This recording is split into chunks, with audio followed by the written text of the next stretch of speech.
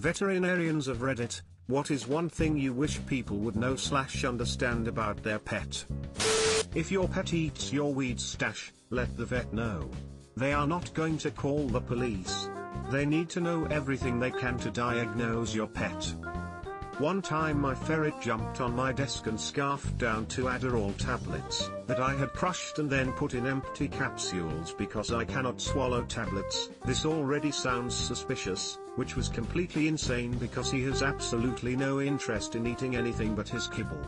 So I showed up at the vet with that emergency and hoped really hard they didn't think I had an amphetamine addiction lol. Everyone lies. I want a house reboot with him as a vet. RVT here. Exotic animals, reptiles, birds, small mammals such as rabbits, hamsters, guinea pigs and rodents, may be easy to acquire and assumingly easier to take care of, but most of these animals have very specific housing and dietary needs that need to be met and require enrichment. Also, not every veterinarian has experience with exotic animals, and exotic animal medicine is sometimes at a premium but is still necessary. I've met a lot of people who get a small mammal or a small bird for like $20 from the pet store and then won't pay for medical care because it costs way more than the pet was purchased for. Edit, one more thing I want to add. Yes, rabbits/hamsters/guinea pigs/dagus/mice/rats/any other rodents are exotic animals. Physiologically they are quite different from a dog or cat and require very different medical care. Our dagus are for sure an exotic pet around here, in Belgium, but they're very easy to buy if you know which store to go to. Not common, but if you can cough up the €20 per dago, they let you take them home. We're lucky we found a vet who knows what they even are. I wish it was much harder to buy these kind of rodent pets. Little kids see them being all fun and cute and don't realize how much care they need. They need a big and tall cage to climb in, a big wheel without stake, a fully metal cage, but no zinc, and they cannot be bought alone. Your local vet likely doesn't know them well and they can absolutely not eat anything remotely sweet. They develop diabetes extremely easily. Also, most wooden toys are made out of willow wood, which is toxic to them. I've wanted dagus for years and years, so we were prepared and knew what they needed, and spent easily over €500 just on their cage and setup of said cage.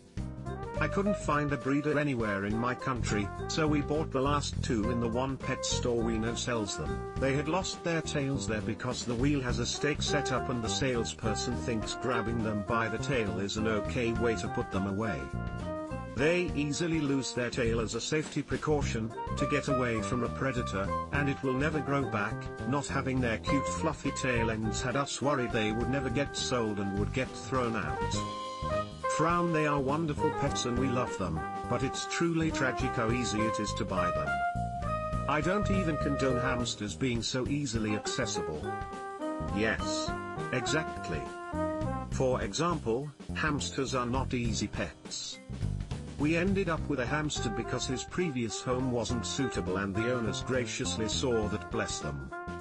I managed to turn him from a neurotic bar-biting, not nocturnal baby, into a normal, happy, natural living hamster. Even before I got his new, deep, they need to be deep, cage. I managed this only after literally 10+ hours of deep diving research, and a sleepless night. That was on top hours I'd already spent to try and support previous owners. You'd think if you go to a pet store and buy what has a hamster on you'd be safe, but no. Most cages are woeful. We only found a compromise cage and it's designed for gerbils. Not to mention the bedding we originally bought, with a hamster right on the front, that was made of pine shavings. Pine is poisonous to hamsters.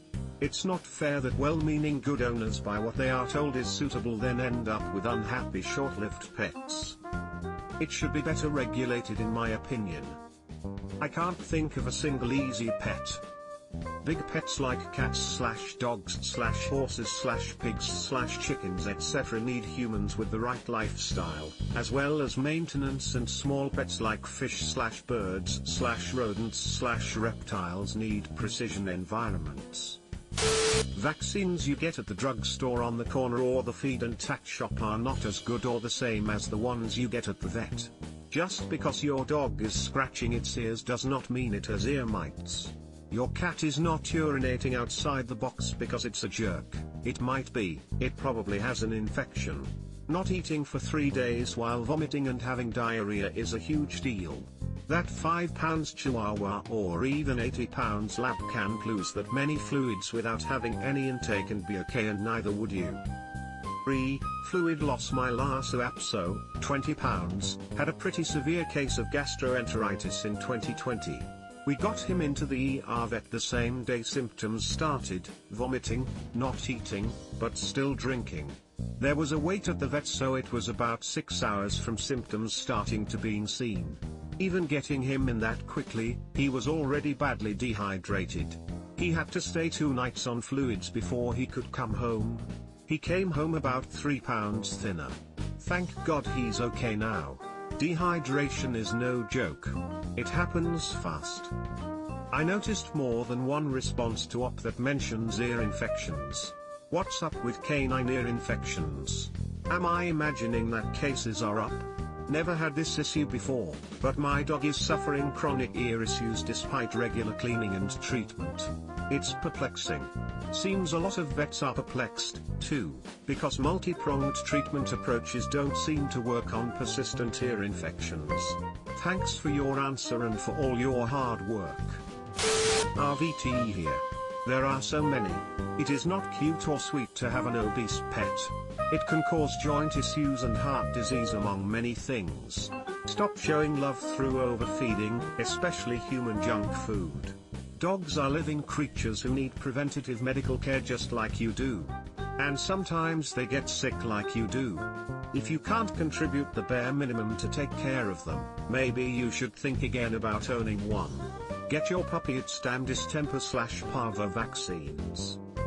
Adding on, heartworm prevention costs much less than treatment. People are idiots about parvo. Get your dog their parvo vaccine. If you buy from a breeder, make sure you get receipts or have your vet give the shots anyways. Too many don't store the vaccines correctly or use expired vaccines, as administering them is easy and much cheaper to do themselves, but tracking expiration dates and controlling material is harder. Not a vet, but my mom is. One thing that really frustrates her is the myth that neutering a cat will make them fat and lazy. It reduces the amount of calories they need, which means they need less food and or more exercise to maintain the same weight. Cats generally get less energetic as they get older regardless, but most will still perk up if you make the effort to wave a toy in their face every so often. My cat is 13 and likes nothing better but to sleep in different spots in the house all day. But the moment I take out a piece of string of the laser pointer, kitten mode is activated. Edit, I love that this comment blew up. I have enjoyed reading about everyone's older cats who turn into kittens come playtime.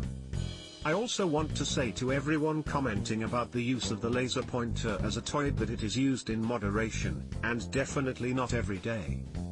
We generally play with them with a string or a toy on a stick depending which cat we are playing with. Definitely monitor your pets for obsessive behaviors or anxiety when it comes to using a laser pointer as a toy. I had a neutered male cat. I called him a steer cat. He was about 50% larger than an average cat.